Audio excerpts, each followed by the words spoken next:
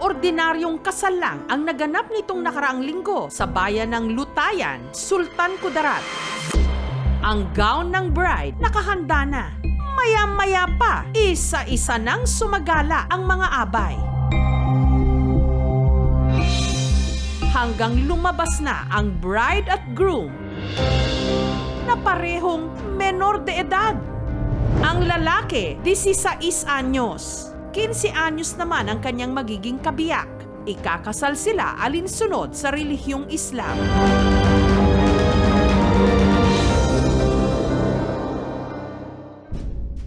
Limang araw matapos ang kanilang pag-iisang dibdib, pansamantala munang nakatira ang bagong kasal sa bahay ng bride. Si Princess at ang mister niyang si Kiko, hindi nila mga tunay na pangalan. Kinabahan po. Kasi ang babata pa namin, tapos nag-aaral pa po kami. Baka yun na yung kapalaran namin, na kaming dalawa talaga. Ang relasyon ng dalawa, nagsimula lang daw sa biruan nung buyuin si Kiko ng isa niyang kaibigan na ligawan si Princess. Yung tito niya po kasi, ex po nung ate ko, tsaka doon po kami nagkakilala. Tinutokso po kami na magkuhan kami. Ligawan. Nagigilig. Nagligaw po. Siyempre yung maganda. Maganda po yung pakitungo niya sa akin, tsaka po mabait. Ang akala nila'y laro-laro lang na uwi sa totohanan nung si Princess nabuntis. 5 buwan na ngayon ang sanggol sa kanyang sinapupunan. Napaaga po yung pregnant ko. Hindi ko alam yung gagawin ko ba. Bigla din kasi asa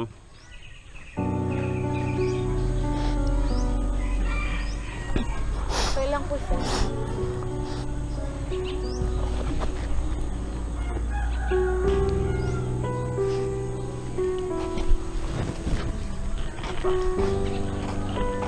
kasi yung anak ko kasi first time kasi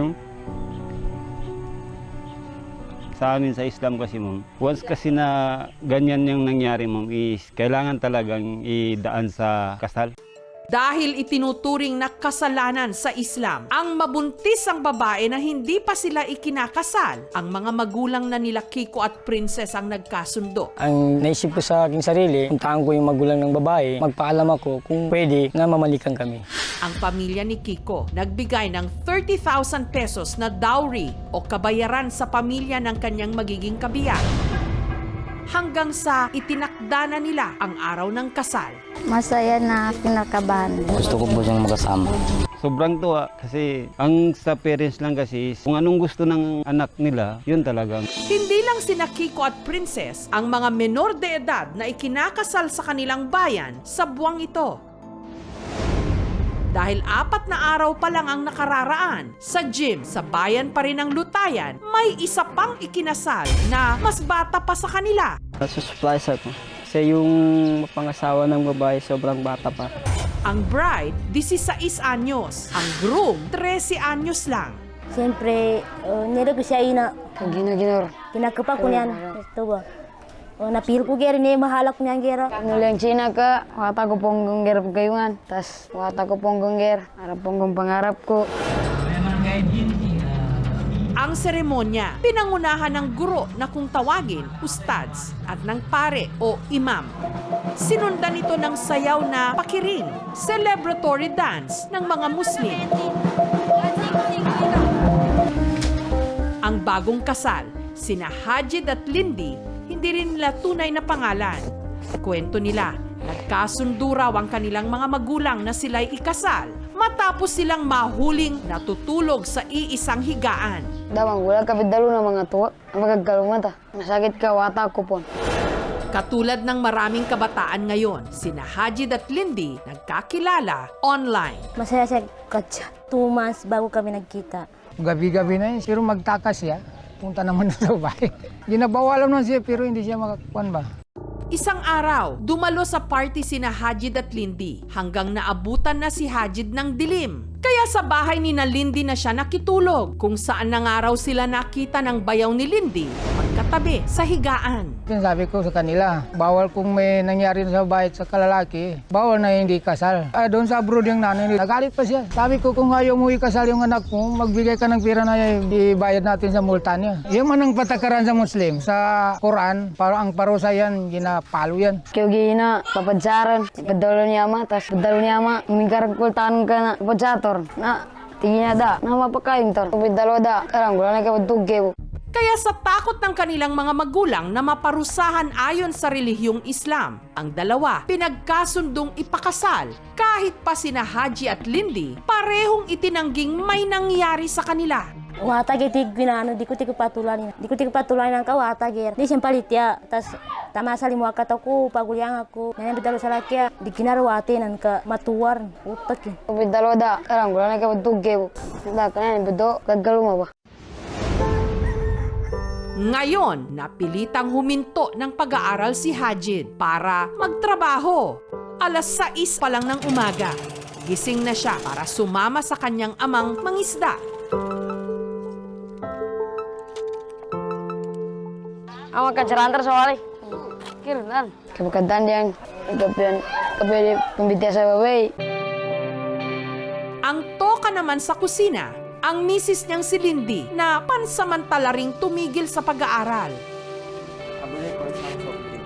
Katuwang siya ng ina ni Hajid sa pagtitinda sa maliit nilang sari-sari store. Nalagani ka magkaluman, nalagani ka pamantiyali.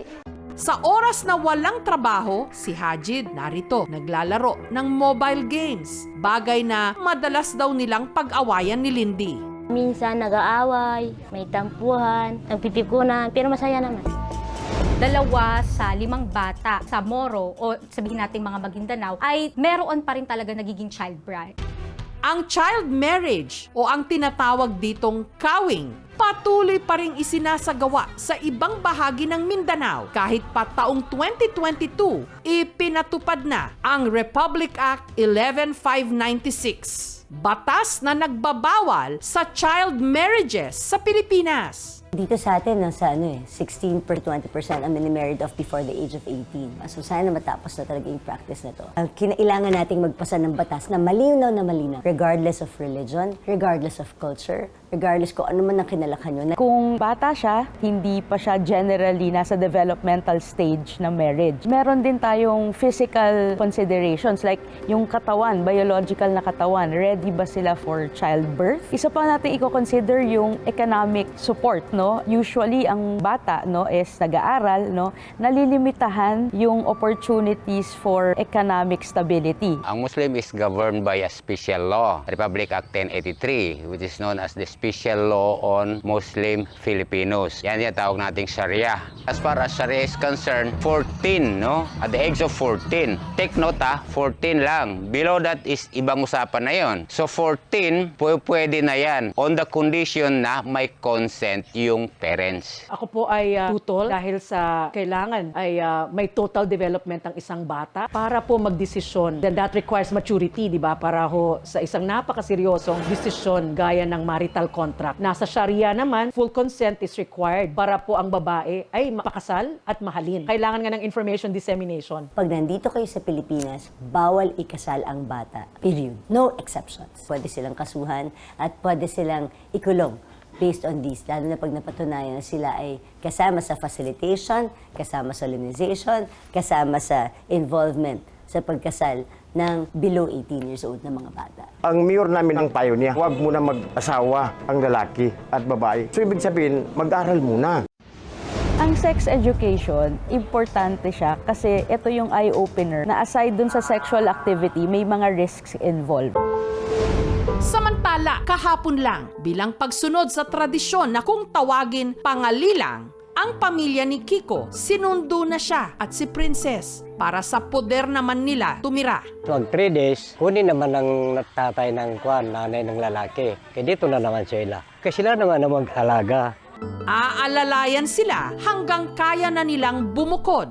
Sa kabila ng maagang pag-aasawa, sina Kiko at Princess, plano pa rin daw tapusin ang kanilang pag-aaral. Nurse, hindi po hadlang yung pag-aasawa sa pangarap.